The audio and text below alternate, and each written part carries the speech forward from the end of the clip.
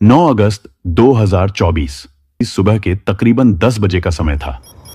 कोलकाता के RG Kar medical college hospital से एक फोन कॉल आया और फोन कॉल उठाने वाले व्यक्ति की आवाज में घबराहट साफ झलक रही थी। फोन के दूसरी तरफ से आवाज आई, क्या आप लेडी डॉक्टर के पिताजी बात कर रहे हैं? तब उन्होंने हां में जवाब दिया। इसके बाद सामने वाले की बात सुनकर उस पिता के पैरों तले से जमीन खिसक गई।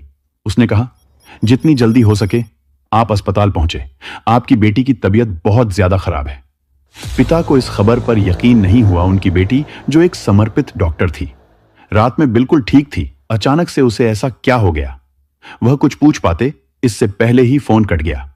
पिता ने घबराहट में दोबारा फोन कॉल किया और लड़खड़ाती हुई आवाज में पूछा, मेरी बेटी को क्या हुआ है? उधर से जवाब मिला, साहब, आपकी बेटी ने अपनी जीवन लीला समाप्त कर ली है। यह शब्द सुनते ही पिता की आंखों में आंसू उमड़ आए। उनकी बेटी, जो हमेशा मुस्कुराती रहती थी, जिसने हर दिन न जाने कितने मरीजों को नया जीवन दिया, वह अब इस दुनिया में नहीं रही। बेटी की खबर सुनते ही मां भी फूट फूट कर रोने लगी। वो टूट चुके थे, लेकिन अब बिना देरी किए वो दोनों अस्पताल की ओर रवाना हुए। लेकिन उन्हें नहीं पता था कि जब तक वे अस्पताल पहुंचेंगे, यह खबर पूरे शहर में आग की तरह फैल चुकी होगी। अस्पताल के बाहर भीड़ का जमावड़ा शुरू हो चुका था। हर कोई हैरान था, गुस्से में था कि ऐसा कैसे हो सकता है। वह कौन था जिसने इस निर्दोष डॉक्टर की जान ली? और सबसे बड़ी बात, आखिर क्यों? इस बीच न केवल डॉक्टर और नर्सें, बल्कि आम जनता भी सड़कों पर उतर आई। हर किसी की एक ही मांग थी, सीबीआई जांच और जस्टिस। इस घटना ने इंसानियत को शर्मसार कर दिया था।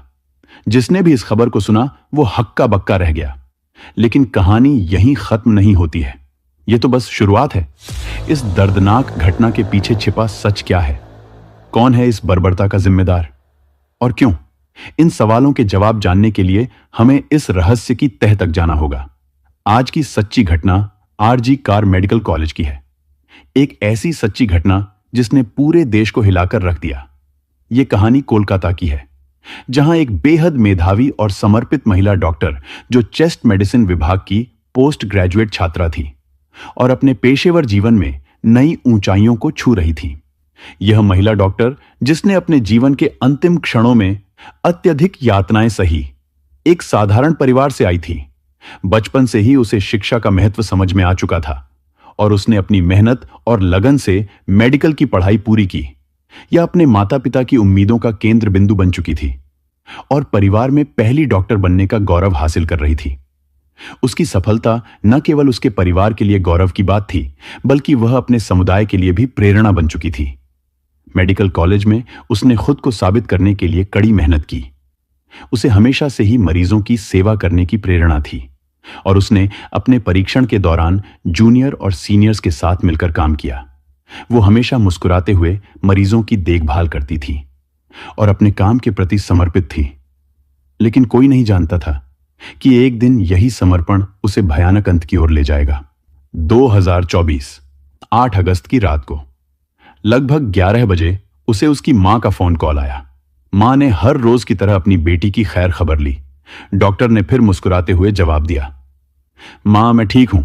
उस समय वह मरीजों को देखने जा रही थी, या उनका आखिरी संवाद था। मां को यह संतोष था कि उनकी बेटी अपने काम में व्यस्त है और सुरक्षित है, लेकिन नियति कुछ और ही खेल खेल रही थी। रात 12 बजे के आसपास, जब सभी लोग अपनी थकान मिटाने के लिए सोने की तैयारी कर रहे थे, डॉक्टर अपने 2 जूनियर सहयोगियों के साथ बैठकर हंसी मजाक के बीच खाना खाया। खाना खाने के बाद उन्होंने कहा कि वे काफी थकी हुई हैं और अब सोने के लिए 4थी मंजिल पर स्थित सेमिनार हॉल में जा रही हैं। किसी ने सोचा भी नहीं था कि वह आखिरी बार होगा जब वह किसी के साथ मुस्कुराते हुए देखी गई। 9 अगस्त की सुबह, जब उसके पिता को वो भयानक और फोन कॉल आया, तो उन्होंने इस बात की जानकारी अपनी पत्नी को दी और दोनों ही घबराए हुए अस्पताल की ओर भागे। और जब वे अस्पताल पहुंचे, तो वहां का दृश्य किसी नाइटमेयर से कम नहीं था। अस्पताल के गलियारों में अफरा तफरी का माहौल था। डॉक्टर का शरीर अर्धनग्न अवस्था में खून से लथपथ और जख्मों से भरा पड़ा था। डॉक्टर के शरीर पर जगह जगह चोट के निशान पाए गए और उनकी गर्दन की हड्डी टूटी हुई थी। आंखों, मुंह और निजी अंगों से खून बह रहा था। यह कोई साधारण मौत नहीं थी, बल्कि बर्बरता की सारी हदें पार की जा चुकी थीं। बेटी की हालत को देखकर पिता और मां दोनों टूट जाते हैं और अब कहने सुनने को कोई शब्द ही नहीं बचता। इस भयानक घटना की खबर ने पूरे अस्पताल के सभी डॉक्टरों, नर्सों और कर्मचारियों को हिलाकर रख दिया। जैसे ही यह खबर अस्पताल से बाहर निकली तो सोशल मीडिया पर आग की तरह फैलने लगे और पूरे शहर में गुस्से की लहर दौड़ गई। अस्पताल के बाहर लोगों का जमावड़ा होना शुरू हो गया। डॉक्टरों और नर्सों ने धरना प्रदर्शन शुरू कर दिया। लोगों की बस एक ही मांग थी, न्याय और दोषियों को सख्त से सख्त सजा देना। बढ़ते दबाव के चलते इस मामले की जांच बहुत तेजी से शुरू हुई। जांच अधिकारियों ने मामले की जांच शुरू की, लेकिन शुरुआत में अस्पताल प्रशासन ने इसे एक हत्या के रूप में पेश करने की कोशिश की थी।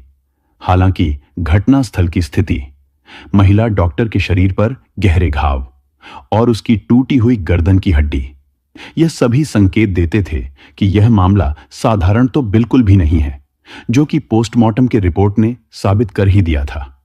जैसे जैसे मामला आगे बढ़ा, राजनीतिक नेताओं और सामाजिक संगठनों ने भी इस मामले पर दुख जताया।